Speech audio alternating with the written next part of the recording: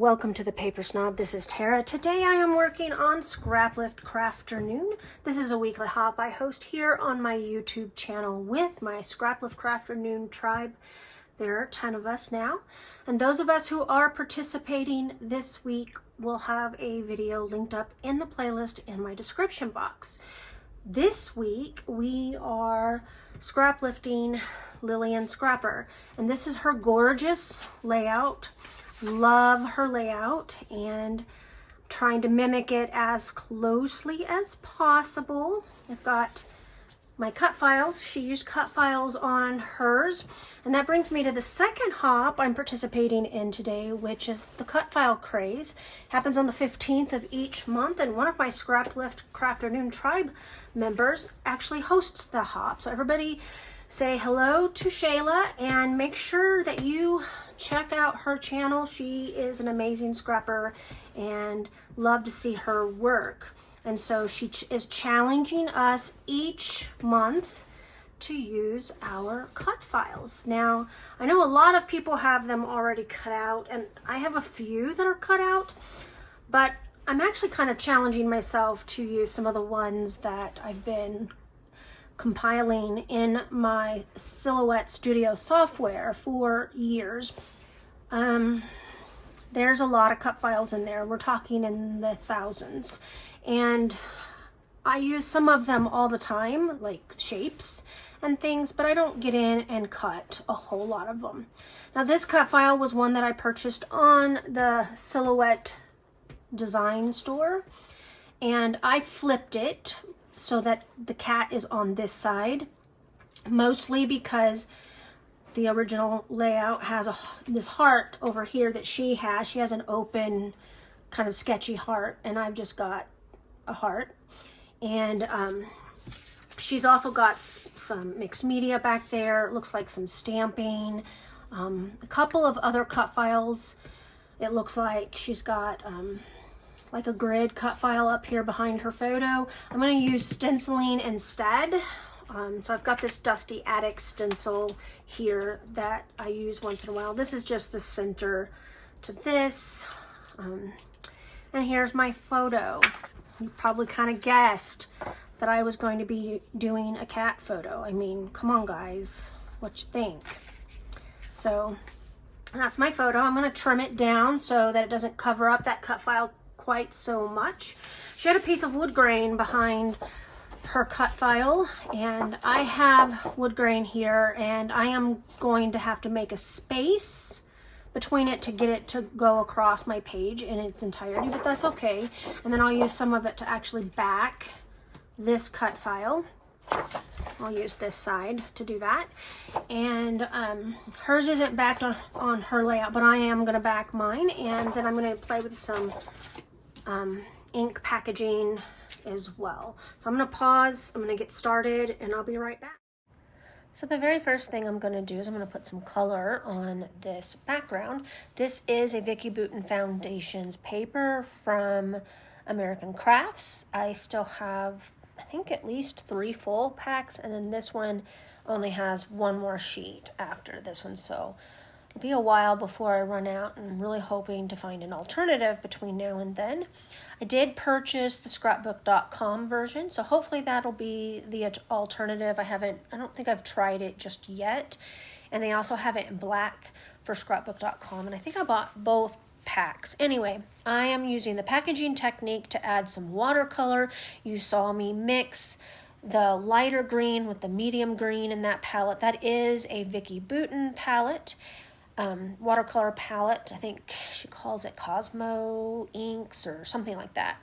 Now I'm bringing in a little bit more of that lighter green into it, just kind of trying to get some color depth in here and it to be a little bit more saturated than it initially was. Now I'm adding some splatters with my water brush, and now that the background has been dried, I'm going to go ahead and cut my wood grain paper. Now this is a turquoise wood grain from Print Shop. It was in the paper pad, and this is a scrap, so what I am doing is I'm actually cutting it into 3 inches. I want it to be wide enough to get my heartbeat cut file on there so that you can see it in full. Right now I am using the middle piece to my sketchy heart and cutting out a piece to go ahead and back it. Lillian did not back hers, and hers looks quite lovely, but I decided that mine needs to be backed. It's also a really good excuse to use up some more of the scraps from this piece of paper, and I think I actually use most of that whole scrap, so I'm hoping that that means it's all gone. I'm going to go ahead and glue it down. This is probably the easiest way for me to back a cut file is to trace it and then cut just a little bit outside of the traced line so that you have a ledge to glue down. It's not quite perfect every time I do it, but it's the easiest way for me, and since I'm the one scrapping, it needs to be easy for me. I do really like this little cut file. It didn't cut perfectly, and I didn't notice that until I started creating with it, so I'm just going to make it work. It's got a little piece where I think the cameo skipped. It does that once in a while. Now I'm going to take off just a little bit of an edge from this piece to see if I can go ahead and get a full border across. And you know what, there wasn't it was longer than I expected. I don't know what I was thinking, but this is about where it's going to land. So now I'm checking to see if it's wide enough for my cut file. It is. And the whole purpose of making it this wide was so that I would be able to center my cut file on it.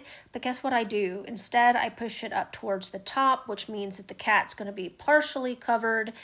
And so I end up backing the kitty cat off camera when I'm gluing things down because it didn't land where I thought it would. But first I'm going to mark that background a little bit lightly with a pencil so that I can do some stenciling. And this, like I said, is a Dusty Attic stencil. I believe I got it from Some Assemblage Required, but I'm sure that other places have it in stock as well. I don't know if MK still has it in her shop or not. I have not looked lately. So I'm using the mini sponge dauber from Ranger for this one, mostly because it was handy. I do have the other larger handles are on my desk, but I didn't have a clean round to stick on them, so I just grabbed the mini one because it already had a black little sponge on it, and you know what, the mini worked perfectly. I was able to really pay attention to get into those little tiny lines on that stencil. Another way you could do that is use a brush, and I thought about it, but that meant digging, and you know, honestly, I just wanted to work on this layout without having to do a whole lot of digging. I am taping this together so that it'll be easier for me to move around on the page as I start building here. I am going to erase these lines to the best of my ability. I know I've said this before, if you paint over pencil lines, typically you can't erase them, but because those went on top of that watercolor paint, they mostly erased. So now I've got my photo on here, and I do end up matting that photo in black cardstock. So I think that helped make it pop. Also gave a little bit more of the black color. I have this little tag here that I am going to put on the page for my journaling. I think this is one of the ways that I kind of move away from Lillian's original layout. And then I'm adding this little title. I think my title's a little higher than hers, but pretty happy with how this looks. All right, I went off camera and I glued things down. I added some twine in the middle of my tag and backed that kitty cat on the cut file, and now I'm just sprinkling some of these picket fences sequins. This is a sequin mix that I bought on clearance, and it's handy, so that's what I used. All right, I got this layout completely finished. I'm quite pleased with how it turned out. I did try to stay as true to the original creators layout as I possibly could. I did use different product. I didn't use any enamel dots. I just used sequins on mine. I put a little bit more of the ink packaging method on mine, and instead of using all cut files, I did stenciling here to mimic the cut file that she used on hers. Of course, I did use 2 cut files, and that's great because this layout also goes for Cutfile Craze. Make sure that you check out my description box below. There's a playlist for both this week's Scraplift Crafternoon, and there is a playlist for the Cutfile Craze as well. You may have plenty of overlap between the two because several of us on the Scraplift Crafternoon tribe do both hops, and in fact one of our tribe members, Shala, is who puts on the Cutfile Craze hop. Thank you again for being here, and I hope that you guys have a great rest of your day. Bye.